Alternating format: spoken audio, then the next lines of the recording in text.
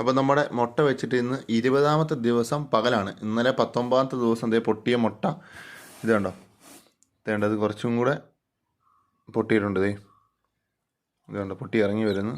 ആഹാ, എന്താ അവറ്റയുടെ കരച്ചിൽ. മറ്റേ സിനിമയിൽ ചോദിക്കുന്ന കണക്ക് എന്താ അവറ്റയുടെ കരച്ചിലല്ലേ. നല്ല ഭംഗിയുണ്ട് കാണാൻ.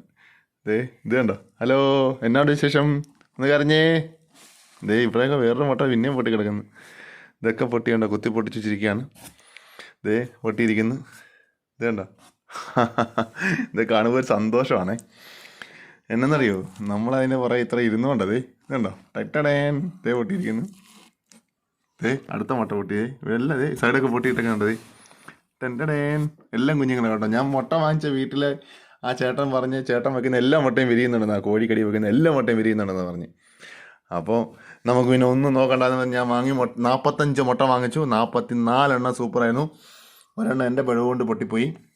അല്ലെ 45 മുട്ട ഇറങ്ങിയാണ്. അപ്പോൾ ബാക്കി മുട്ടയില്ല, ഒരു 2 മുട്ട മാറ്റി കേട്ടോ. അതായത് നമ്മുടെ പിഴവ് കൊണ്ട് പൊട്ടിപ്പോയായിരുന്നു. 2 തമ്മിൽ കൂട്ടിയിടിച്ച്. കഞ്ചഷനാണ്, അതാണ്. അപ്പോൾ ഇതൊക്കെയാണ് കേട്ടോ ഇന്നത്തെ വിശേഷം. നമ്മൾ ബാക്കി ഇറങ്ങുമ്പോൾ തന്നെ കാണിക്കാം. അപ്പോൾ ഇതുപോലെ എല്ലാവരും വീട്ടിൽ ചെയ്ത് നോക്കൂ, അടിപൊളിയാണ്. ഞാൻ 2004 മുതൽ ചെയ്യുന്നതാണ്.